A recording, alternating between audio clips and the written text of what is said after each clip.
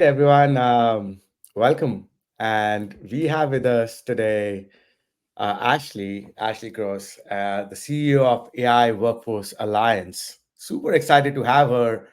Ashley has been at the forefront of driving AI powered strategies that align with business goals, which is so relevant in today's world, right? And she has developed an AI impact alignment process, which ensures that AI initiatives contribute directly to core business because like a lot of us struggle with, hey, how's AI going to help us? Well, she has the answers there, and focuses on revenue growth, operational efficiency, has 20 plus years of experience, and has built a 115 million pipeline in her career.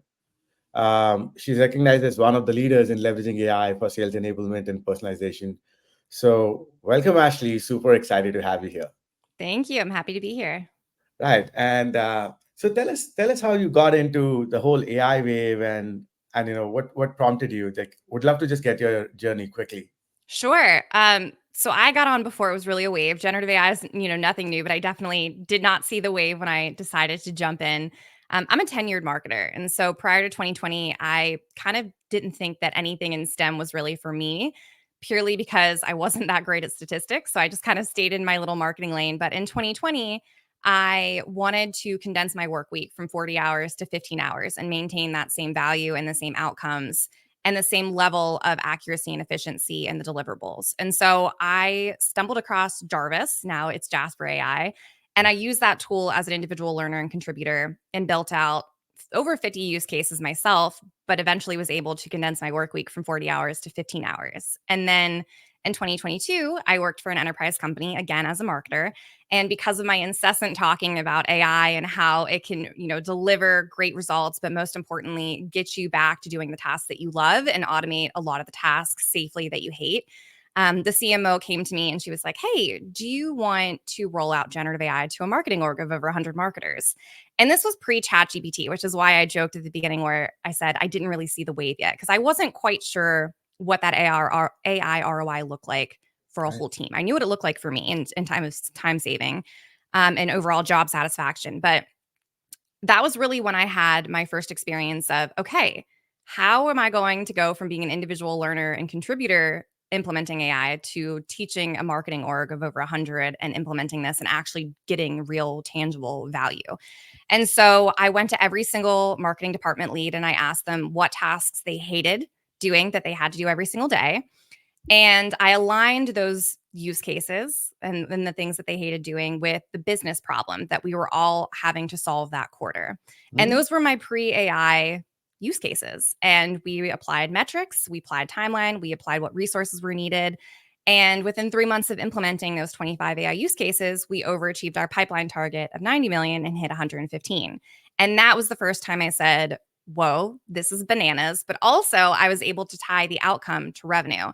And so I just kind of developed this framework and this strategy of, okay, here's the business problem that we need to solve. We're going to align everybody at the top and then work our way down. And that's how we're going to build out our use cases, not this siloed approach of pilot project here, pilot project there, but having this overall overarching goal and then working our way down from there.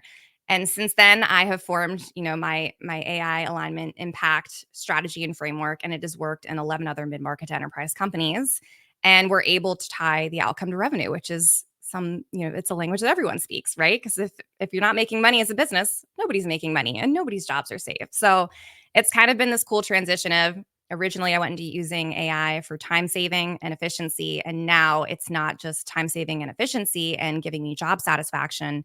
It's creating more revenue because it's solving real business problems that exist in every single organization.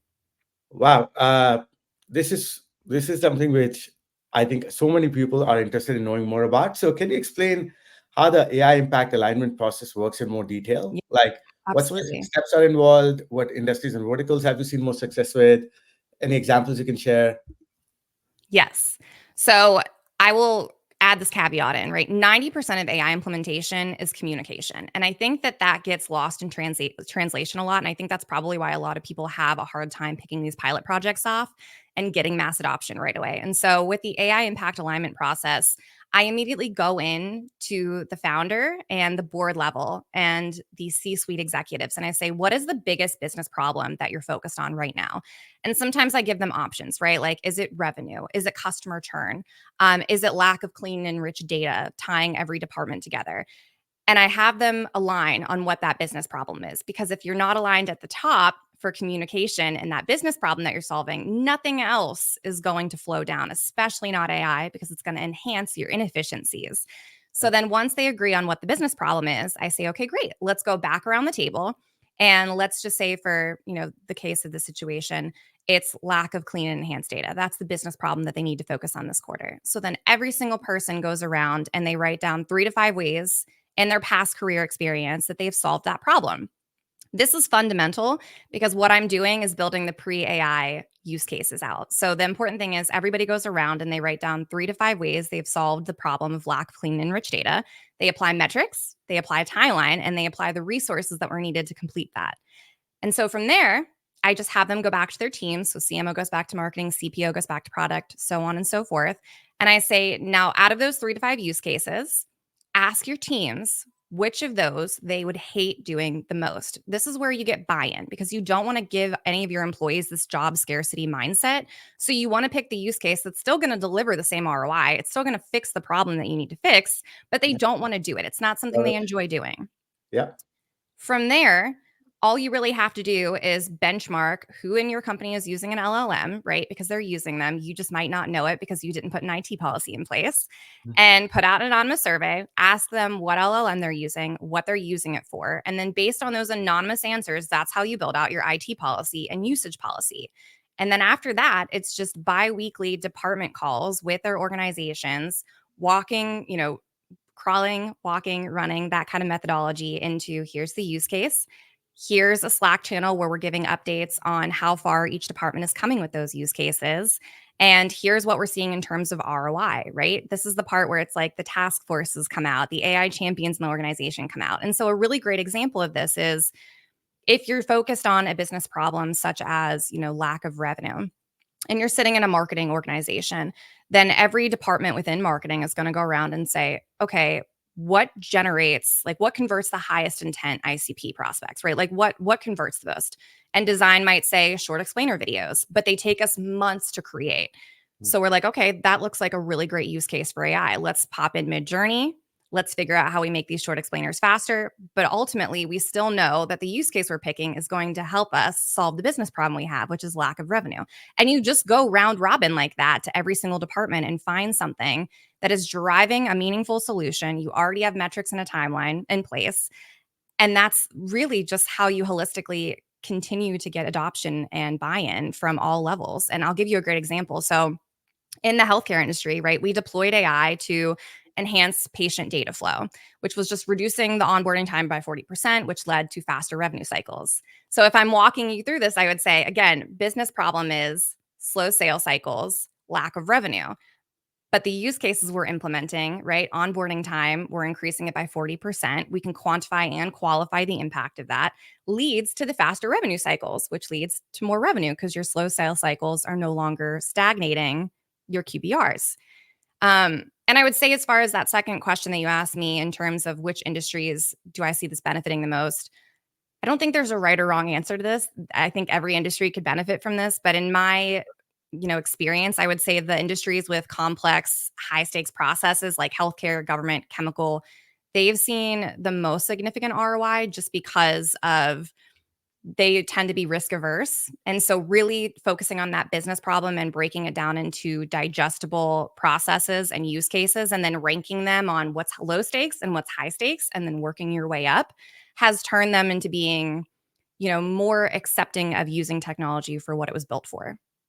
Wow, this is fascinating. Actually, I think you should almost like write a list of use cases and the tools you use for that, right? And just create that glossary for like at least internally you should do that, and whatever you're comfortable posting, you should, because it's like you're almost solving like multiple use cases by department, by organization, seems like on a regular basis.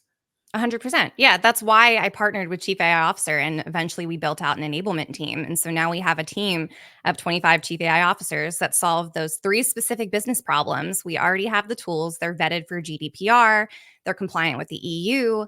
Um, and we kind of walk them through this. It's very much enablement because there's no point in people going into organizations and doing all this work and then leaving because they're leaving with the knowledge. And like I said, AI implementation is 90% communication. So we're not actually changing the way these organizations are working unless we enable them, unless we show them, hey, here's the tool I'm using, here's how I'm fixing your problem. Don't worry, I'm still fixing the problem so you don't have to stress about it.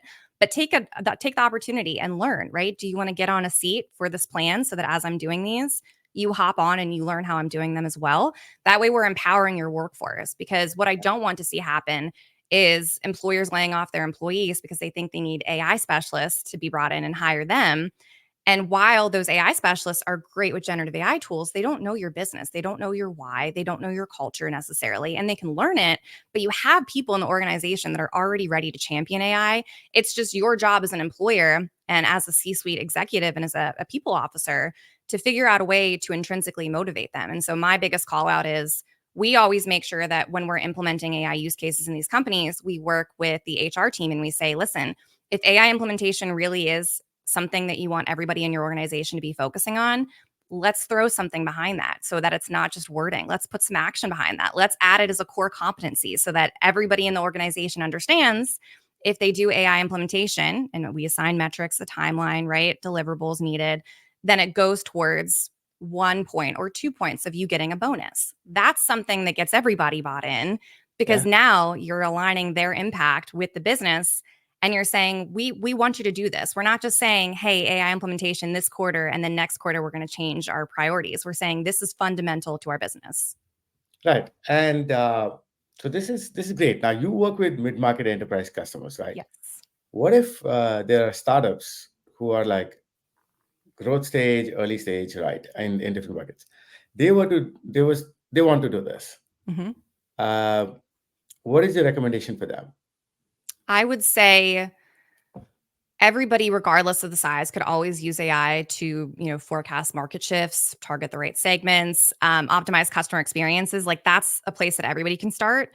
Yeah. So as AI takes over those tactical functions, you could have it implemented for lead scoring, for personalization. Um, so having something along the lines of, what are the things that are manual about the job that you don't necessarily need a human to do, Yeah.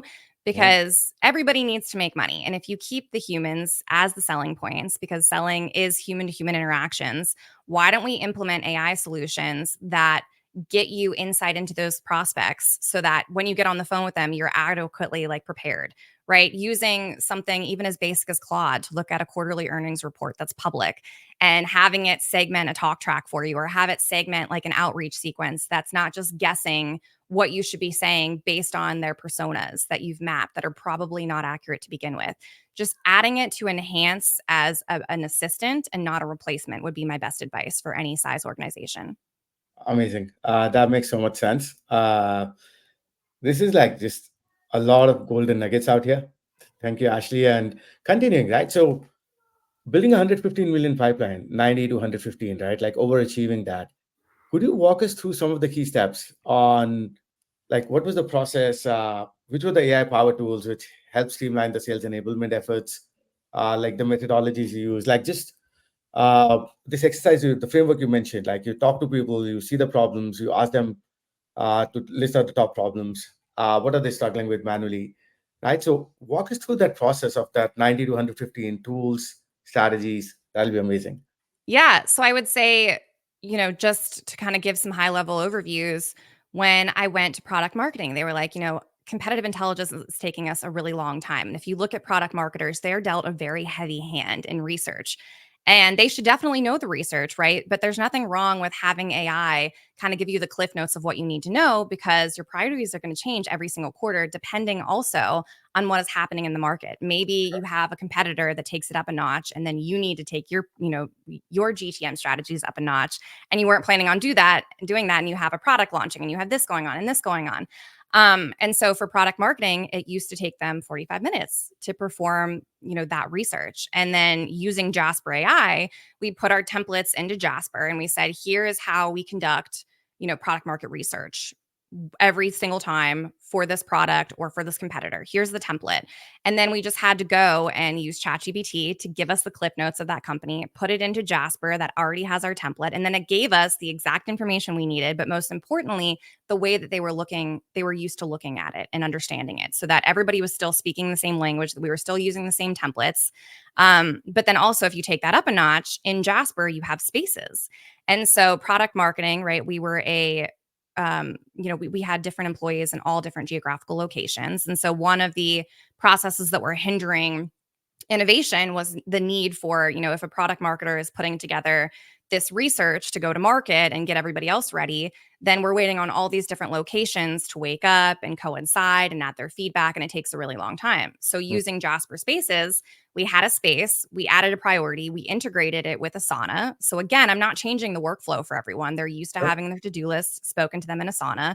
But now product marketers can add all their information in a space. They can ping content. So the content starts putting together a blog. They start putting together a white paper. Historically, it was taking them 1 month due to the silos of communication from the different geographical locations and the priorities. So I'm speeding up product marketing's research, then content instead of taking 1 month to write an ebook, which was mostly just getting approval on the layout and the final product.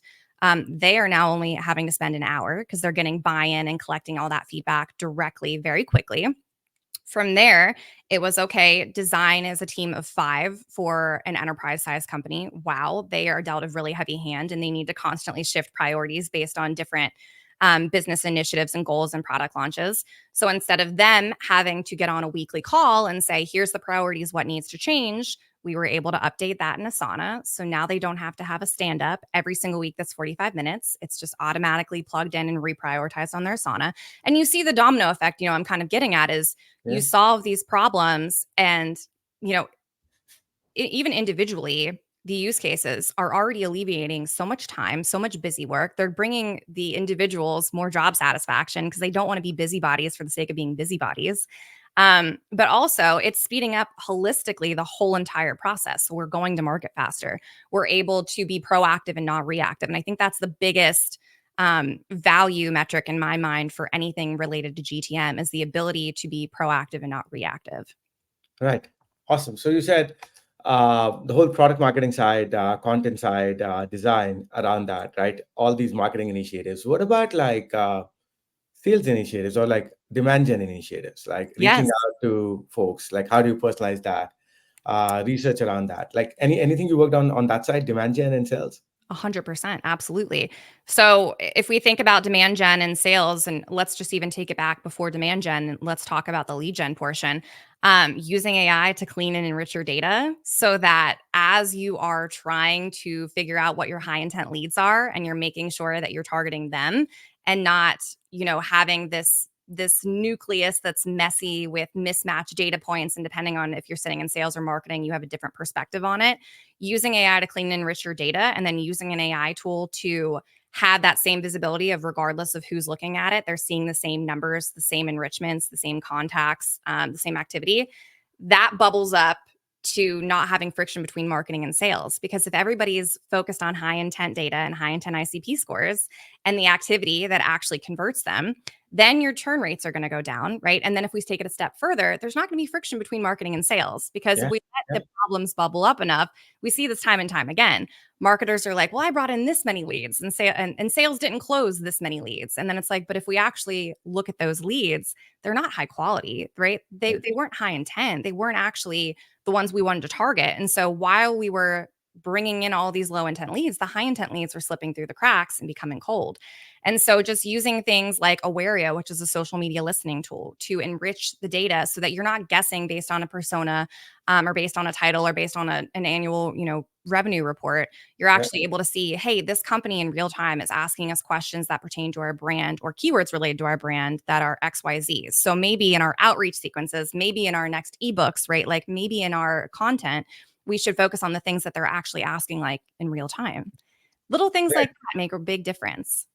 And like Can you tell us more tools like that? So Averio, how do you spell that? And it's a social media listening tool. Like, how do you identify Yes. those high intent leads? How do you do that process? What are the tools? What are the things you did? This is super interesting. So there's so many tools that you can use. And I will say we're looking at the worst iterations of generative AI we're ever going to see in our lifetime. So absolutely go out and do your own research. But I would say some of the most non-negotiable tools are, Brand Watch, because it gives you a feed of every single person on any website, Reddit, social media channel asking about you in live time. And if you think about that, right, there's a million ways you could use that one AI tool, but you could also use it for proactive customer service because they aren't your customers yet. But if you treat prospects like they are your customers and answer them in real time, especially when they're not expecting it, that's brand reputation. Right? So Brandwatch is a really good tool for that. I would also say Axios HQ is a really great communications tool because it aligns your culture and your brand internally with externally. It also champions employee engagement because if they have more guardrails in terms of like, here's how we build out our brand pillars, here's how we can champion the brand externally, that helps the brand internally thrive as well. Yeah. Um, Another tool that I would recommend, let's see. Obviously, I mean, I'm biased. I've been using Jasper since 2020, so I'll throw this out. I have not seen one generative AI tool continually evolve to meet customers' needs the way that Jasper has. Right. I did a very thorough job when I was vetting all of the AI tools back in 2022. I vetted 167 of them. And part of that vetting process was asking them when they did not catch, bias and it went out, when they did not catch hallucinations and what are they doing to mitigate that from a data security perspective, where does the data live, things like that, that a lot of people I think maybe take for granted. And then also if they pass all of those questions, which are 3 pages, because I think I'm big on holding vendors accountable, if they pass that threshold, then the conversation is, well, now I want to meet with your product team because I want to know what your product roadmap looks like. Because I'm not going to get buy-in from a CEO and Yeah. sign off on budget for this tool unless I know it's going to continuously fix the problems we have. And also, most importantly, condense our tech stack because I don't want to add tools for the sake of adding tools. Um, Something else that I would say is, SEO, everybody's joking that it's, dead and gone. It's definitely not. Using, tools like an SEO extension or Surfer SEO, which have generative AI functionalities, but ultimately just tell you where your SEO lies, Yeah. can really help your overall content strategy and conversions because most of the time, the content that's actually converting your high intent leads is old content. And so instead of creating a bunch of net new content that takes a lot of time, where you could be spending it in other places, you could go back and look at the content that's actually converting the high intent leads, update the SEO, backlink it to a Perplexity page, right? Generative AI tool. Um, and then that actually hones in your SEO strategy because you're already optimizing the content works. So you don't have to run around and try to capture the metrics on all these different activities if you just focus on the 3 main metrics your business needs to focus on. Wow. And you said Averio, right? Uh, Yes. how do you spell that? AWARIO. Yeah, okay. Yeah. Okay. Great. Now this is like a pretty interesting list. So those 167 tools you evaluated, I'm just wondering, like that 3 pager you have, is that something you could share with audiences? Is that proprietary, or is it like just the evaluation saying, hey, how should people evaluate these tools? I can share my PDF of questions on how they evaluate them. So how I was very thorough when I did this because I worked for an enterprise, so I had a learning and development budget, and I was like, I'm not going to waste this. I'm going to use every single aspect of this possible. So I can't share the actual Excel sheet because it's also Loom videos of me using the tool. In my opinion, like the most productive way possible, because when I'm internally training my chief AI officers, they need to see like, here's Ashley's workflow for this tool. Yes, it's secure. And here's how she captured the biggest ROI on it. Because I think that a lot of times we get these AI tools and we're not actually using every function and feature of them. And that's a waste of time and money. And you should be a specialist with the AI tools that you're using so that you're using the most of them. Um, but with that being said, there's 2 tools that I did not mention that I 100% want to mention that I use every day. Read AI. Yeah. Everybody's going to look it up and they're going to be like, oh, it's a note taker. It is so much more than that. Get the enterprise plan. I sat on the free plan for 2 years.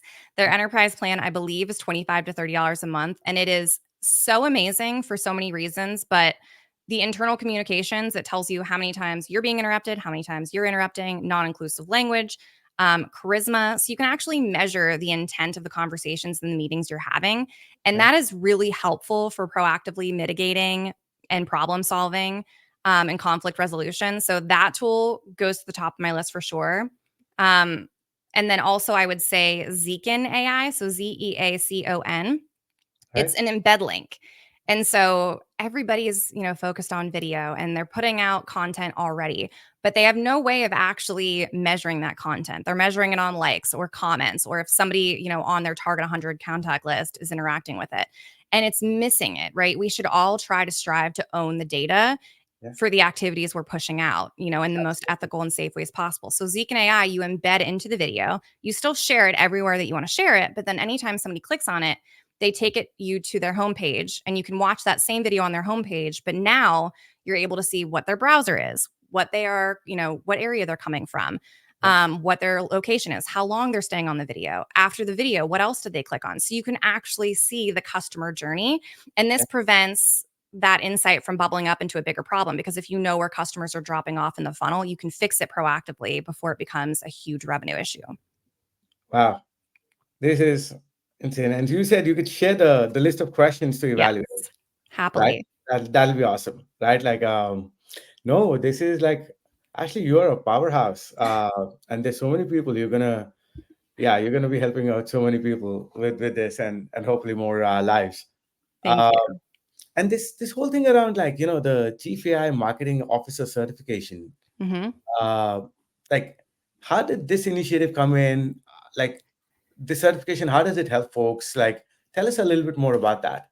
Yes. So how it happened was, I did this. I implemented AI in a marketing org, and then the sales org pre ChatGPT, right? And I think when I was implementing it in sales, that's when ChatGPT was announced and everything really kicked off in the mainstream media. But after I did this experience, I was like, okay, now I want to go back and get my bachelor's in information technology and my data science certifications. And I want to learn how to code because I know the AI ROI on it. I'm not just learning for the sake of learning. I know it's worth my time and investment. And so when I had my learning and development budget and I was taking over 35 certifications, I was like, this is not, none of these are setting people up to do what I just did. And like, we're kind of setting people up to fail. And in my mind, like, it made me really angry because CMOs get dealt a really heavy hand. And I love to use this phrase of, digital transformation. And I see a lot of times founders giving AI initiatives to the CMO under the realm of digital transformation without a budget, without guardrails, without a strategy, right? Um, and so, of course, they're leaving at unprecedented rates because of this ambiguous complexity that people don't understand marketing fully. And so I think just as a tenured marketer, I felt a little bit of responsibility to steer the conversation and steer the strategy so that if people are going to go into these roles, they're prepared to succeed and not fail. And so I met Chris Daigle, who's the founder of Chief AI Officer, at one of the conferences we were both speaking at. And he was very open. This was, I think, 2 years ago, I believe. And he said, listen, I want you to take my certification and like grill me. Like, I want you to tell me everything that I don't have in there, what I need in there. He was like very open to feedback. And I was like, okay, great. And so that was the expectation I went into. And so while I was taking the course, I didn't realize they had an MBA portion. And so the idea is you take the learning lesson labs, you see the use cases, you take the, quizzes in the reading section, and the supplemental resources are also in there. But then you get to the end and the board of directors for chief AI officers actually like questioning you MBA style. Okay, you're a chief AI officer. What are the tools that you're going to want to implement? What does the budget look like? What is everything that could go wrong with that tool? And what are you going to proactively mitigate as far as risk? And I loved that because that's actually what's happening in these organizations and why, in my opinion, we don't have more companies implementing AI because it can be scary if you don't have that kind of an education. And they did. And so I said, this is great. You guys have a very generalist certification. I think now we turn people from generalist chief AI officers into specialists. And so I said, I would love, to create a chief AI marketing officer certification. And so why I did that is, AI is fundamentally changing the way marketing operates. And the certification program that we created, it not only ensures that the leaders can understand AI, but they also apply it strategically across their organizations. So they can, orchestrate these AI initiatives across marketing and sales and product teams from their own specific domain expertise in marketing. They can use AI to forecast market shifts and target the right segments and optimize customer experiences, like all these things that they're already dealt a heavy hand in, just using tools to do a lot of the automation so that they can focus on the strategy because that's what makes them uniquely human and skilled as an executive. So it just takes over those tactical functions. like I mentioned before, lead scoring personalization, and it turns them into strategic AI leaders because that's what we're going to see in the market. And I'm not a fan of waiting for the market to dictate those job roles and what is required for them. Beautiful. Wow. Uh, I'm out of words because you're just so into it. And you know what is also commendable, Ashley, is you're showing that you don't have to come from like a very deep technical background to own it, right? No, Like you are a marketeer who's like, hey, I want to learn this, and I think folks like you are the biggest proponent of this because it's like everyone can relate with you, saying if Ashley can do it, I can do it as well, right? absolutely. And no, kudos to you on taking this and leading from the front. And look forward to keeping in touch. Ashley, this was great. Loved it. Thank you.